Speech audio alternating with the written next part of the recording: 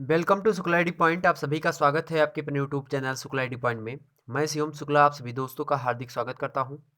दोस्तों, आज की वीडियो में हम बात करेंगे चैप्टर 9 के बारे में। इससे पहले चैप्टर 8 तक वीडियो अपलोडेड हैं, उनको देख लीजिएगा।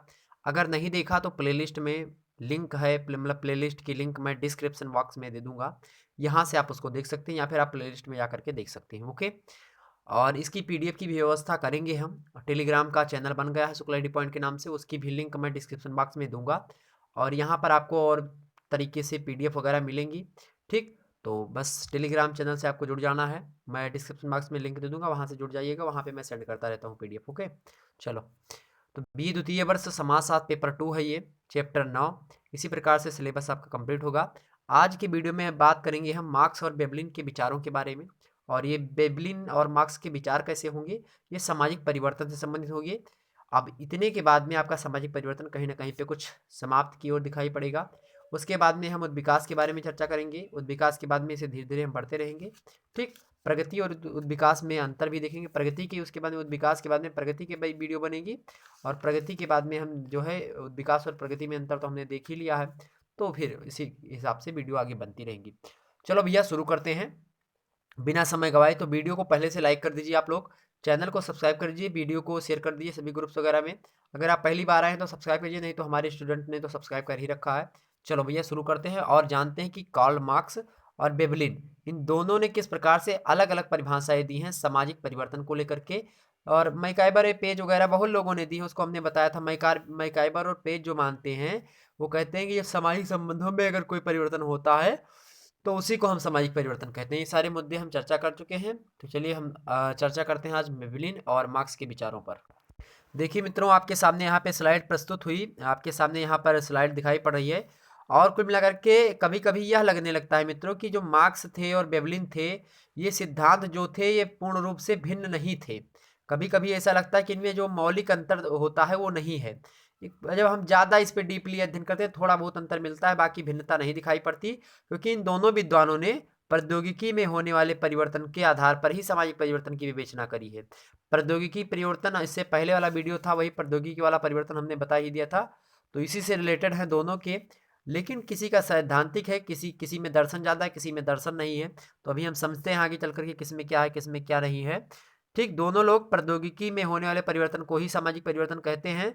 वास्तव में मार्क्स तथा वेबलिन के विचारों में कुछ अंतर नहीं है, लेकिन फिर भी अंतर ना होते हुए भी अगर हम बहुत तह तक जाते हैं तो हमको कुछ अंतर प्राप्त होता है। उन्हीं अंतरों को हम आपके सामने प्रस्तुत कर रहे हैं। आइए चर्चा करते हैं। पहला अंतर यह है मित्रों, पहला अंतर क्या है कि मार्क्स ने सामाजिक परिवर्तन के सिद्धांत को एक विशेष उद्देश्य के आधार पर प्रस्तुत करा है।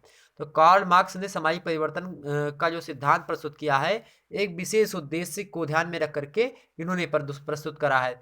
यह उद्देश्य क्या है? यह उद्देश्य यह है, श्रमिक वर्ग में अपने अधिकारों के प्रति चेतना उत्पन्न करके उन्हें वर्ग रहित समाज की स्थापना करने की प्रेरणा देना। मतलब जिस समाज में, अब कार्ल मार्क्स मैंने आपको हर वीडियो में ही बताते हैं, जब मार्क्स कोई बात करते हैं तो उसमें वर्ग संघर्ष की विचारधारा जरूर आती है। अब वर्ग संघर्ष की विचारधारा इसमें भी इन्होंने जो है अपनी रखी। और वर्ग संघर्ष की विचारधारा इनकी क्या है?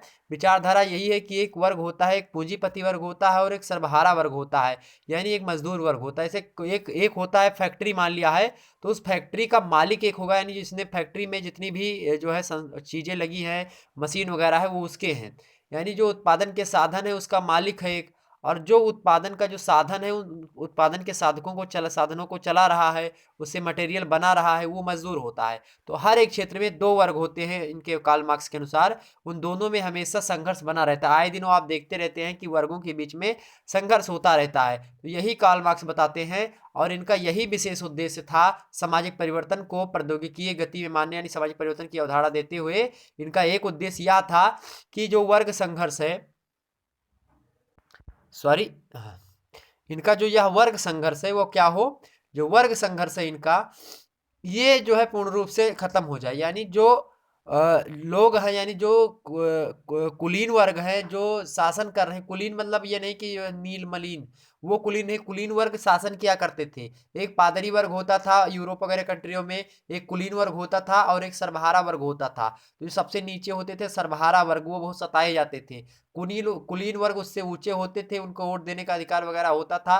और उसके बाद में जो उच्च वर्ग के होते थे पादरी वर्ग, वो क्या करते थे, चर्च वगैरह के जो मालिक होते थे, यानी जो पंडित जी वगैरह लोग वहाँ के मतलब चर्च के वो होते थे। ठीक, ध्यान रखेंगे इतनी बात। चलो आगे बढ़ते हैं। तो इन्होंने क्या किया था, इसी वर्ग विहीन मतलब वर्ग को खत्म करने के लिए ये विचारधारा दी थी, परिवर्तन की, सामाजिक परिवर्तन की विचारधारा दी। कहा कि सामाजिक परिवर्तन होना चाहिए, परिवर्तन ही प्रकृति का नियम है।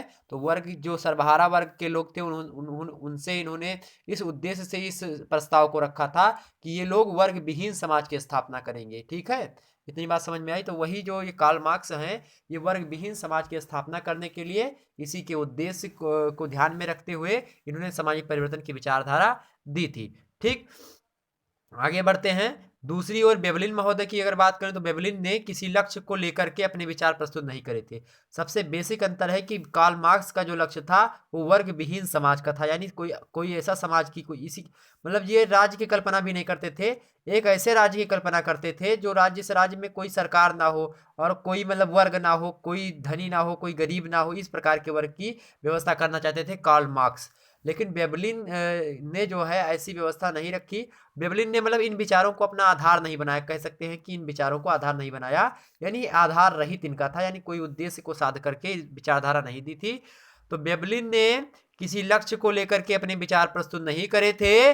उनका उद्देश्य केवल सामाजिक परिवर्तन लाने में प्रौद्योगिकी का क्या प्रभाव होता है उसी को स्पष्ट करना था। तो बेवलिन महोदय ने प्रौद्योगिकी से किस प्रकार से समाज में परिवर्तन होता है इसी को बताया, जबकि वर्ग विहीन समाज की कल्पना प्रस्तुत करते हुए कार्ल मार्क्स महोदय ने कहा कि लोग जो है इससे क्या होंगे, लोग समाज में परिवर्तन करेंगे और एक वर्ग विहीन समाज, वर्गहीन समाज की स्थापना करेंगे। इसीलिए इन्होंने प्रौद्योगिकी कारक को बताया कि हाँ, सामाजिक परिवर्तन के सबसे अच्छे कारक यही माने जाते हैं। ओके, आगे बढ़ते हैं। अगला है अंतर। अपने सिद्धांत में मार्क्स ने वर्ग संघर्ष को सामाजिक परिवर्तन के लिए अनिवार्य माना है। वर्ग संघर्ष को इन्होंने अनिवार्य माना है अपने सिद्धांत में कार्ल मार्क्स ने। दूसरी ओर बेवलिन ने किसी भी ऐसी विवादपूर्ण दशा का उल्लेख नहीं करा है। समझ में आई बात। आगे देखो, तीसरा है सामाजिक परिवर्तन में मार्क्स और बेवलिन दोनों ने प्रौद्योगिकी में होने वाले परिवर्तन के प्रभाव को स्वीकार किया है।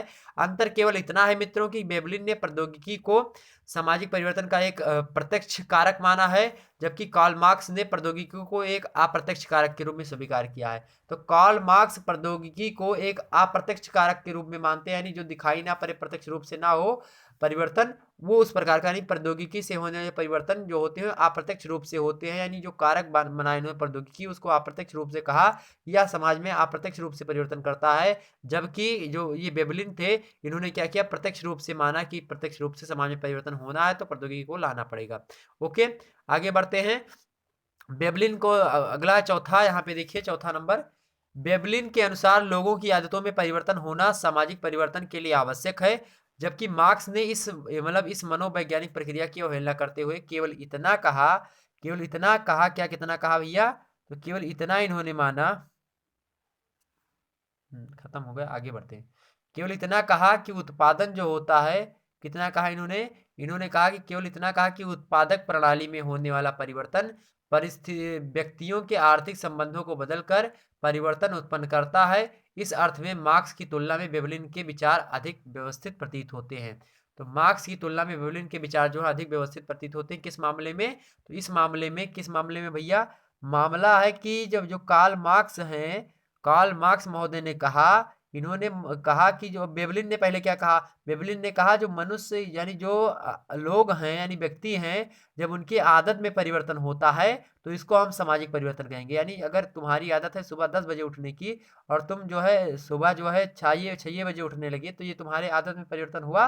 यही क्या है, यही परिवर्तन है बेवलिन के अनुसार। इसी प्रकार के, यानी मानो कि किसी भी आदत में अगर कोई परिवर्तन होता है तो वह सामाजिक परिवर्तन है। लेकिन कार्ल मार्क्स ने कहा ये मतलब इस जो मनोवैज्ञानिक प्रक्रिया है कि आदत में परिवर्तन होता है, इसको ठुकार मतलब इसको स्वीकार नहीं किया है, इसकी अवहेलना करी है, और केवल इतना कहा कि उत्पादक प्रणाली में होने वाला परिवर्तन व्यक्तियों के आर्थिक संबंधों को बदलकर परिवर्तन करता है। यानी जब उत्पादक प्रणाली, मान लिया पहले जो है वैसे लोग सोते थे, मैं उदाहरण दे दूं, पहले लोग वैसे सोते थे, पंखा वगैरह नहीं होता था तो जल्दी जग जाते थे, मच्छर वच्छर काटा करते थे। लेकिन मान लिया पंखा चल गया, अब पंखा से क्या हुआ, खूब बढ़िया नींद आई, अब 10 बजे आप उठने लगे, पहले 6 बजे उठते थे, तो आपके आदत में परिवर्तन हुआ, विचार में परिवर्तन हुआ, आर्थिक संबंधों में आपके परिवर्तन हुआ। ये परिवर्तन मानते हैं कौन? ये मानते हैं आपके मार्क्स महोदय। वेवलिन मानते हैं कि आदत में कोई भी परिवर्तन हो तो वो माना जाएगा। ठीक, तो अगर बात करें इन दोनों मुद्दों को देखा जाए तो इस मामले में जो मार्क्स हैं उनकी तुलना में वेवलिन के जो विचार हैं वो अधिक व्यवस्थित प्रतीत होते हैं। नेक्स्ट देखते हैं पांचवा। मार्क्स और वेवलिन के परिवर्तन के क्रम को एक दूसरे से भिन्न रूप से स्पष्ट किया गया है। मार्क्स का विचार है भौतिक शक्तियों के बीच होने वाले द्वंद्व के फलस्वरूप प्रौद्योगिकी से परिवर्तन होता है।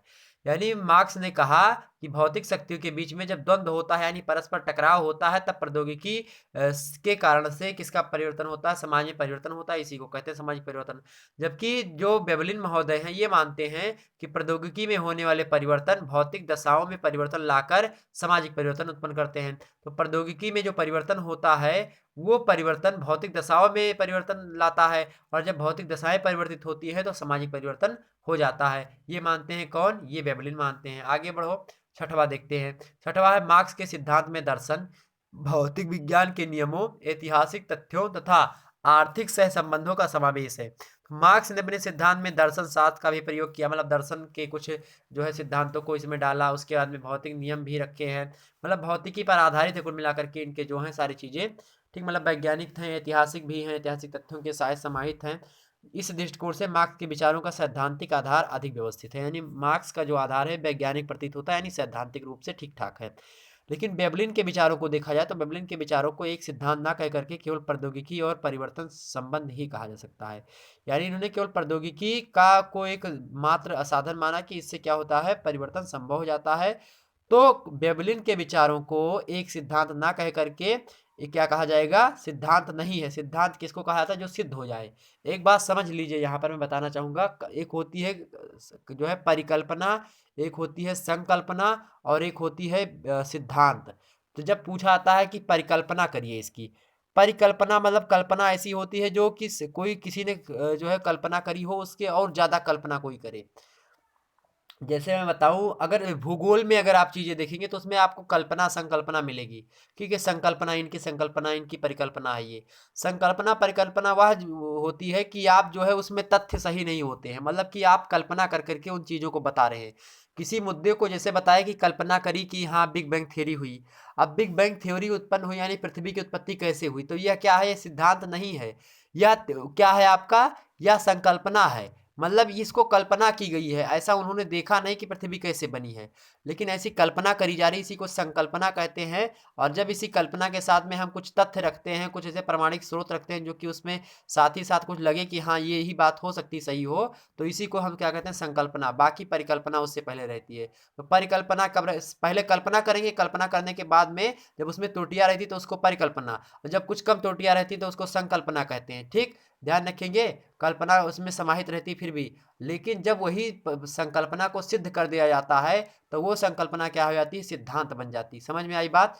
तो जो इनका था भैया वेवलिन वाला, ये वेवलिन महोदय ने कहा था, इनका जो था केवल प्रौद्योगिकी में परिवर्तन के संबंध को ही बताया, तो इनका सिद्धांत नहीं था।